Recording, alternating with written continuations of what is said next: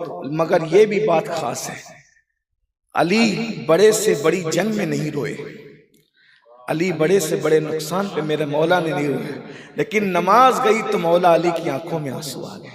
جو علی میتوں پر نہ روئے ہوں، جو علی شہادتوں پہ نہ روئے ہوں، وہ علی اگر رو رہے ہیں تو نماز کے جانے پہ رو رہے ہیں۔ لیکن علی والو ہمارا حال کیا ہے؟ ہماری تو زندگی کی ہر نماز گئی ہے، لیکن رونا تو دور کی بات، کبھی ہمارے ماتھے پہ شکن بھی نہیں آیا۔ نماز کی اہمیت اگر جاننا ہے تو ان بزرگوں سے جانو۔ مولائے کائنات کو آنکھ میں آنسو، 3 مہینے تک اگر گھر میں چولہا نہیں جل رہا ہے اس پر بھی آنسو نہیں ہے، پیٹ پہ پتھر بھی بن رہے اس پہ بھی آنسو نہیں ہے، شہادتیں ہو رہی ہے اس پہ بھی آنسو نہیں ہے۔ آنسو کس پر ہے؟ نماز پر۔ پتہ چلا ہر رشتہ داری سے بڑی اہمیت اگر کسی کو دی گئی ہے تو نماز کو دی گئی۔ اور آج ہمارے پاس کیا ہے؟ کاروبار میں نقصان ہو جائے تو ہم کہتے ہیں حضرت دعا کیجئے، کاروبار میں نقصان ہو گیا اس کا ازالہ ہو جائے۔ کبھی یہ بھی کسی نے کہا ہے کہ نماز فجر کی چھوٹ رہی ہے، کوئی اللہ والا ایسی دعا کر دے کہ میں فجر کا پابند ہو جاؤں۔ نماز کی اہمیت ہی نہیں۔ جو دولتیں قبر کے باہر چھوڑ کے جانا ہے اس کے لیے تو دلی، بمبئی، کلکتہ، دبئی، سعودی تک کا سفر ہو رہا ہے، اور جو دولت قبر میں ساتھ لے کر جانا ہے اس کے لیے گھر کا آنگن چھوڑ کر مسجد تک کا سفر بھی نہیں کر پا رہے ہیں۔ ہم سے بڑا دنیا دار کون ہے؟ اسی لیے ہمارے صوفیہ بزرگوں نے کہا زمین کے اوپر جن جھوٹے خداؤں میں سب سے زیادہ جس خدا کی عبادت کی جاتی ہے وہ خواہشات ہے۔ ہر بت کا مندر کہیں نہ کہیں بنا ہوا ہے، لیکن خواہشات کا مندر تو مسلمانوں کے دل میں بھی بنا ہوا ہے۔ یہ کیسے مسلمان ہیں؟ یہ کیسے مسلمان ہیں جنہوں نے خواہشات کے مندر کی پوجا شروع کر دی؟ غور تو فرمائیں۔ آسان زبان میں کہہ دوں، مشکل اگر ہو رہی ہو تو، اللہ کہہ رہا ہے فجر میں آ، خواہش کہہ رہی ہے سو جا، کس کی مان رہے ہو؟ خواہش بندے کس کے ہو؟ بڑی معذرت کے ساتھ رضوی بنے، اشرفی بنے، برکاتی بنے، قادری بنے، چشتی بنے، نقشبندی بنے، وارسی بنے، مداری بنے، اللہ کے بندے بھی بنے کیا؟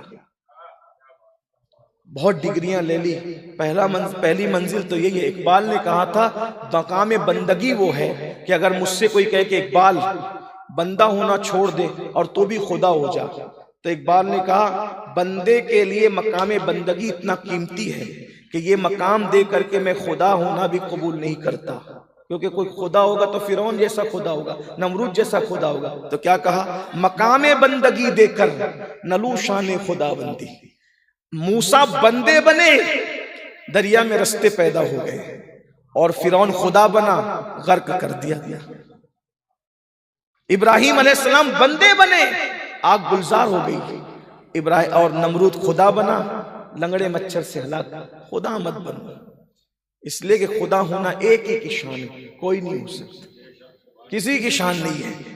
ارے جس کو سب کچھ دیا، سب کچھ دیا، سب کچھ دیا، یہاں تک کہہ دیا اِنَّا أَعْطَيْنَاكَ الْكَوْثَرَ، سب کچھ دیا، اس کو بھی کہا جب اتنے اوپر پہنچے، نہ جہاں پر ٹائم تھا نہ جہاں پر مکان تھا، نہ مکان ہے نہ ٹائم ہے، کچھ نہیں ہے وہاں، بلکہ دوئی کی جگہ بھی نہیں ہے وہاں، جبریل کا گمان بھی نہیں جا سکتا وہاں۔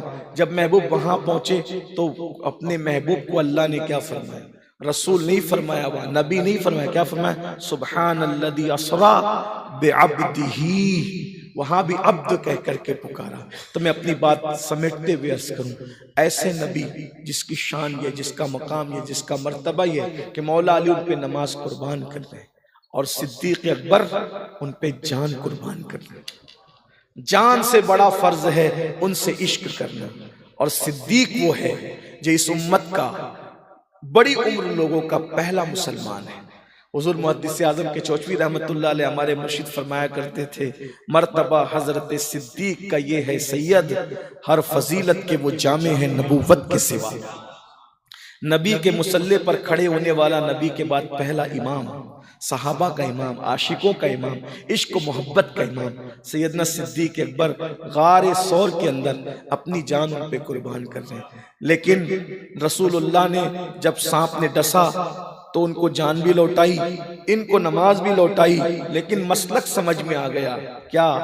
مولا علی نے واری تیری نیند پر نماز، وہ بھی عصر جو سب سے اعلیٰ خطر کی ہے، صدیق بلکہ غار میں جان ان پہ دے چکے، اور حفظ جات و جان فروز و غرر کی ہے، اور تو نے ان کو جان انہیں پھیر دی نماز، پر وہ تو کر چکے تھے جو کرنی بشر کی ہے۔ ثابت ہوا کہ جملہ فرائض فروغ ہیں، اصل الاصول بندگی اس تاجور کی ہے۔ حضور سے عشق کریں، آقا سے محبت کریں، سب سے زیادہ اپنی جان سے زیادہ، اپنی ماں سے زیادہ، اپنے باپ سے زیادہ۔